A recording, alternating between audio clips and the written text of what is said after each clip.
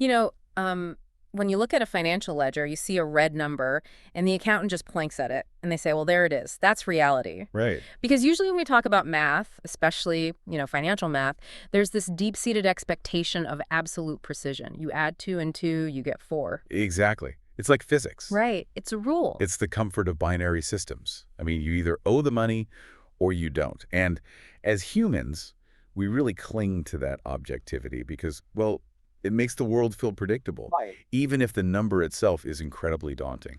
But what if I told you that objectivity is just like a complete illusion? Okay, color me intrigued. Yeah, I mean, what if 2 people walked into the IRS with the exact same debt down to the literal penny, and one walked out paying essentially the full amount while the other paid a fraction of it? Oh, wow. Right. That's exactly what we are unpacking today. Right. We're doing a depth dive into this profoundly disruptive piece of source material. It's a really short transcript from a YouTube video by a channel called TaxRise. Oh, I've seen some of their stuff. Yeah, and this one is titled Same Debt, Different Outcomes. And honestly, it just shatters everything we think we know about institutional debt. Our mission today is to figure out how this is even possible. It really is a Trojan horse of a text. Because on the surface, it's just a brief explanation of a tax service, right? But underneath, it exposes this massive gap between how we think huge bureaucracies operate and how they actually function in reality. So let's start right in the deep end with the hard numbers the source gives us, because the scale of the discrepancy here is what initially just broke my brain. Let's hear it. The text sets up a very simple scenario.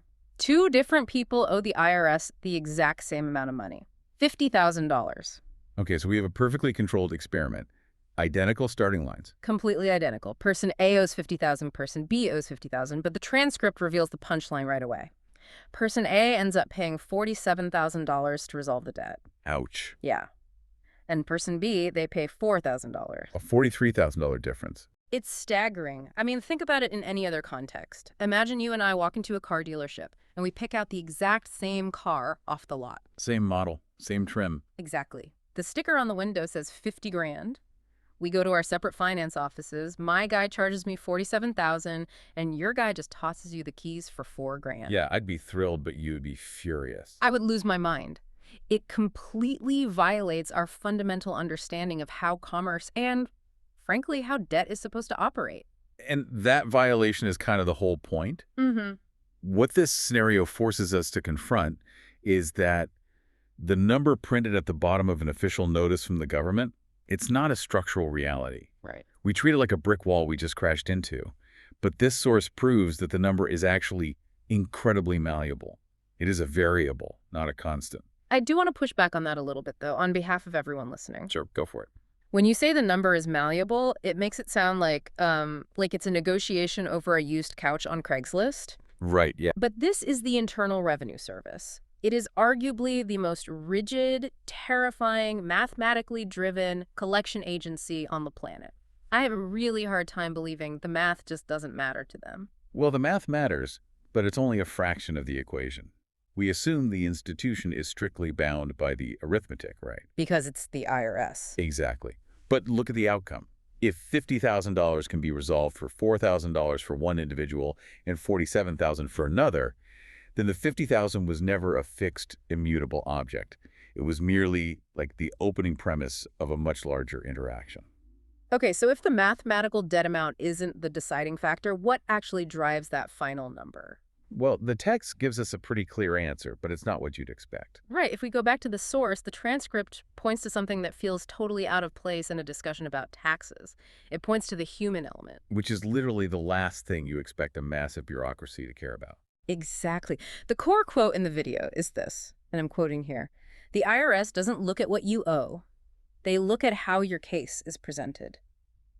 That's the secret right there. Yeah, it explicitly says they are looking at your income, your hardship, and your circumstances. And that specific phrasing, how your case is presented, is the absolute hinge upon which this entire discrepancy swings. But again, I have to play devil's advocate for a second. We are so deeply conditioned to think of the IRS as this giant, unfeeling calculator. Totally. A machine. Right, it processes W-2s and 1099s. It doesn't process feelings. So how in the world can a subjective, qualitative concept like a hardship or a circumstance outweigh a concrete $50,000 debt? It sounds like a contradiction. It really does. It Yeah. sounds nice, but mechanically, how does a sob story change a tax code? It changes because we are all misunderstanding the mechanism of the bureaucracy itself. You're assuming the institution only has one track, which is the calculator track. Right. But it doesn't. Think of it more like a hospital triage system. Okay, a hospital triage. Walk me through that. So if you walk into an emergency room and your only symptom is, my stomach hurts, you get put into a specific standard protocol. You sit in the waiting room for hours, you get standard tests, you pay a standard bill. Makes sense. In this analogy, my stomach hurts is the $50,000 debt. It's the baseline symptom. If you just hand the IRS the raw number, they process you through the standard automated track. And that track ends with you paying $47,000. Because I just gave them the baseline symptom. I didn't give them anything else to work with. Exactly. But what if you walk into that same hospital and present a highly specific documented case? You say, I have a sharp pain in my lower right abdomen, a fever of 103, and an elevated white blood cell count. Oh, okay. You don't sit in the waiting room anymore. No, you don't. You have introduced specific circumstances that trigger an entirely different institutional protocol. You bypass the standard track and go straight to surgery. Wow. So when the transcript says the IRS looks at your income, hardship, and circumstances, it's not saying the IRS suddenly develops, like, empathy for you. Not at all. Empathy has nothing to do with it. It's saying they have secondary and tertiary algorithms designed to process those specific human variables. Precisely. It is a mechanical override. The institution has mechanisms built in to adjust the debt based on lived reality, but you have to actively trigger those mechanisms. You have to push the right buttons. Yeah, let's look at the three words the source uses. Income is objective, but hardship. Hardship requires a narrative. It requires context. And circumstances encompasses the entirety of your life at that moment, your dependence, your health, your local cost of living. So it's the difference between having a debt and presenting a case. Having a debt is passive. You're just letting the $50,000 sit there and define you. Yes, exactly. But presenting a case is active. It's taking the raw material of your life and translating it into a language the machine can actually process. That translation is everything. If you hand them a number, they run the number protocol. If you hand them a properly formatted, legally recognizable narrative of hardship, they are forced to run the hardship protocol. So the $4,000 outcome isn't a mistake. No, it is the correct mathematical output of the hardship algorithm. Which makes total sense when you break it down like that, but it leads to a very dark question, I think. What's that? Well, if the institution has these alternate protocols built in, if a $4,000 resolution is structurally possible, why on earth are people paying $47,000? Why is the higher number the default reality for so many people? That is because of the psychological trap outlined in the second half of the text. And it's a behavioral trap that massive institutions rely on to process millions of people efficiently. Yeah, the text is brutally clear about this part. It says, most people don't realize this. They fill out a form and talk to someone and then accept whatever they're offered. And then they drop the hammer. Right. It issues this major warning. The first option isn't always the only one. This is where we shift from mathematics to the psychology of compliance. And to understand it, we really have to look at the massive information asymmetry between an individual and a government agency. Let's put the listener in that exact scenario to really feel that asymmetry. You come home from work, you're tired, you check the mail. Oh, no. There's a thick envelope with the seal of the Internal Revenue Service on it. Your heart immediately drops. You open it up at the kitchen table, and it says you owe $50,000. And there's a form attached with a proposed payment plan. Panic sets in. At that moment, you aren't thinking about strategy or presenting a case. You are in full-blown fight-or-flight mode. Mostly flight. Or, more accurately, surrender. Yes, surrender. The psychological weight of that official letterhead triggers an immediate submission response in the brain. It's wild because we don't act like this in any other area of our lives. If you go to a flea market and someone says a lamp is $50, you don't just hand them a $50 bill and walk away. Of course not. You offer 20. Yeah. You haggle. You haggle. You understand that the sticker price is just the opening bell of a negotiation. But the second a government logo is slapped on a piece of paper, that instinct completely vanishes. It vanishes because the threat level is entirely different. The guy at the flea market can't freeze your bank account. That's true. He can't garnish your wages or put a lien on your house. When the stakes are existential, our cognitive processing narrows. We mistake the institution's opening bid for a final, non-negotiable verdict. We think the sticker price is the judge's gavel coming down. Beautifully put. And bureaucracies absolutely depend on that illusion of finality. Think about the sequence the source describes. You fill out a form, you talk to someone, you accept what is offered. That is a perfectly designed conveyor belt of submission. A conveyor belt of submission. Wow. That paints such a vivid picture. You're just a widget moving along the track they built for you. And those forms you're blindly filling out, they aren't designed to help you tell your story. They're designed to extract the exact data points the institution needs to bind you to the highest possible payment. Right. They're not asking for your life story. No. So by filling out the standard form and accepting the first offer from a representative, you are voluntarily opting in to the $47,000 reality. You're doing the institution's work for them. You're locking yourself into the worst-case scenario because you were too intimidated to realize you were even in a negotiation. That is the $43,000 mistake. The person who paid $4,000 didn't have magic powers. They simply rejected the premise that the first letter was the end of the conversation. They saw the matrix. They did. They recognized the form and the initial phone call for what they were calling opening bids wrapped in bureaucratic intimidation. Okay, so if the baseline instinct of a normal human being is to panic and comply, how do we actively fight that?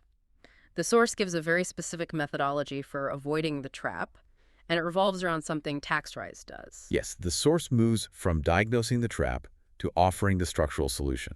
The transcript says their approach is to, quote, look at your full picture before you commit to anything. And then it prompts the viewer to schedule a consultation to get that full picture. Before you commit to anything. Yeah. I really want to pause on that phrase because it is doing a massive amount of heavy lifting in this text. Oh, absolutely. The ultimate lesson here isn't just about taxes. It's about the strategic withholding of commitment. The strategic withholding of commitment, I mean, that feels incredibly unnatural when you are terrified. If I get that $50,000 notice, my first instinct is to immediately call the number on the paper and try to explain myself. Right, to fix it. Yeah, or just sign the payment plan so they don't take my house. I just want to resolve the tension. And that desire to resolve the tension is exactly how you self-incriminate financially. Self-incriminate. How? Because the moment you pick up the phone in a panic, or the moment you quickly fill out their standardized form, you are volunteering fragmented information. You might mention your income, but forget to properly document your medical expenses. Or the fact that you support an elderly parent. Exactly. You are committing to a narrative before you even know what your own story actually looks like on paper. You're handing them puzzle pieces, and they are putting the puzzle together in a way that benefits them, not you. Exactly. This is why the full picture concept is so critical. Think of it like playing high-stakes poker. If you only look at one of your cards, you might fold because you see a two of clubs. But if you had taken a breath and looked at your entire hand, you might have realized you actually held a straight flush. And in this context, the rest of the cards in your hand are the hardships and circumstances the source mentioned earlier. The institution is banking on you only looking at the one card they dealt you, the $50,000 debt. They want you to panic and fold. Yes. To get the full picture, you have to force yourself to pause. You have to conduct an audit of your own life before you let the institution audit you. What does that actually look like in practice, though? If I'm withholding commitment, what am I doing instead?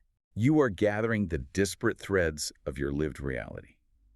You are documenting the exact nature of your income, quantifying your hardships, and contextualizing your circumstances. You are building the case we talked about earlier. Okay. You do not make a single move, you do not fill out a single official form, and you do not verbally agree to anything until you have woven all of those elements into a cohesive, unassailable narrative.